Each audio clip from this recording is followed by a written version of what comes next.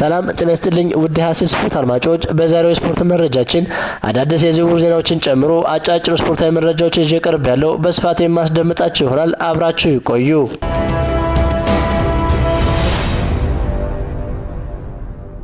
አንቶኒ ጎርደን የባርሴሎና አዲስ ፈራሚ ሆኗል።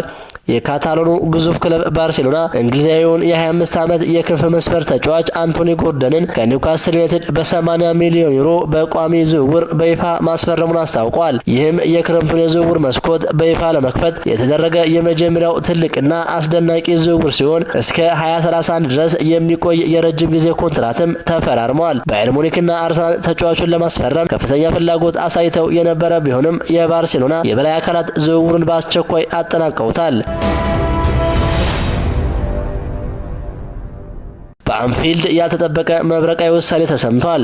ሊቨርፑል ሆላንዳዊውን አሰልጣኝ አርነ ስሎትን ከኃላፊነታቸው ማሰናበቱን ይፋ አድርጓል። ክለቡ ከዚህ ውሳኔ ማግስት ክፍተቱን በፍጥነት ለመሙላት አንቶኒ ኢራኦላን የክለቡ አሰልጣኝ አድርጎ ለመሾም ተስማምቷል። የመርሲሳይዱ ክለብ ሊቨርፑል ስፔናዊውን አሰልጣኝ አንቶኒ ኢራኦላን አዲሱ አሰልጣኝ አድርጎ ለመሾም የመጨረሻው ስምምነት ላይ መድረሱ ፋብሪዚዮ ሮማኖ ዘግቧል። የ43 ዓመቱ አሰልጣኝ በበኩላቸው ወደ አንፊልድ በማምራት የሊቨርፑልን ኃላፊነት ለመረከብ ትልቅ ፍላጎት እንዳላቸው አሳይተዋል። ይህንን የቅጥር ሂደት በበላይነት እየመሩት የሚገኙት የክለቡ ስፖርቲንግ ዳይሬክተር ሪቻርድ ሂውዝ ሲሆኑ ድርድሩም በስኬት መጠናቀቁ ተሰምቷል። ከመጀመሪያው ቀን ጀምሮ የክለቡ ቀዳሚ ምርጫ የነበረው ኢራኦላ ከአርነ ስሎት መልቀቅ በኋላ የአንፊልድን ወንበር ለመያዝ አንድ እርምጃ ብቻ ቀርቶታል። የቀድሞ የበርንማውዝ አሰልጣኝ በቀጣዮቹ ቀናት ውል ይፈርማል ተብሏል። ሊቨርፑልም ከእርሱ ጋር ስለ ቴክኒካል ቡድን ዝውውሮችና የወደፊት ፕሮጀክቶች የመጨረሻ ውይይቶችን እያደረገ ሲሆን በሊቨርፑል አዲስ ዘመን፣ አዲስ ፍልስፍና፣ አዲስ ህልም ይታያል።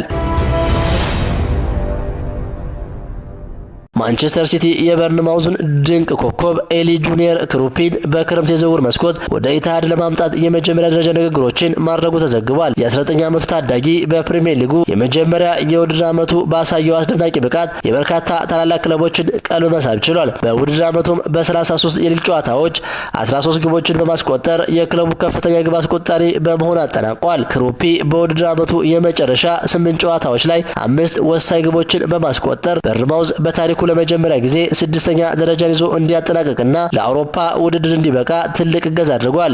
እንደ ቲም ቶክ ዘገባ ከሆነ ፔፕ ጋርዲዮላ ከክለቡ መልቀቃቸውን ተከትሎ በኢትሃድ ስታዲየም ለሚጀምረው አዲስ ዘመን ማንቸስተር ሲቲ ይህንን ወጥ አቋም ያሳየ ታዳጊ የፊት መስመር አማራጩ ለማድረግ ቆርጦ ተነስቷል።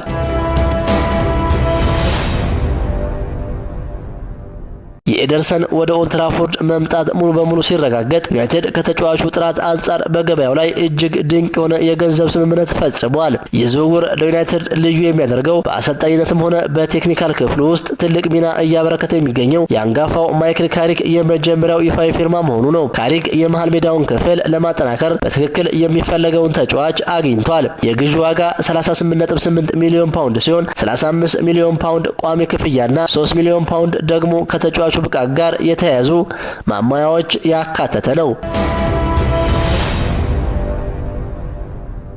ማርኮ ሲልቫ የፖርቹጋሉን ክለብ ቤኔፊካን በኃላፊነት ለመረከብ ተስማምቷል። የ48 ዓመቱ ፖርቹጋል አሰልጣኝ በቅርብ ቀናት ውስጥ ከተደረጉ ስኬታማ ንግግሮች በኋላ ከቤኔፊካ ጋር ስምምነት ላይ መድረሱን ቢቢሲ ስፖርት ዘግቧል። ሲልቫ ከፉልሃም ጋር ያለው ውል በዚህ ወር የሚጠናቀቅ ሲሆን ምንም እንኳን የፕሪሚየር ሊጉ ክለብ አዲስ ውል ቢያቀርብለትም የቤኔፊካ አሰልጣኝ ለመሆን የተስማማ ሲሆን ከ10 ዓመታት በኋላ ወደ ፖርቹጋል ተመልሷል። ጆዜ ሞሪኖ ቤኔፊካን በመልቀቅ የሪያል ማድሪድ ዋና አሰልጣኝ ለመሆን ክለቡን ለቀው መውጣታቸውን ተከትሎ ማርኮ ሲልቫ ከቤኔፊካ ጋር ተስማምቷል።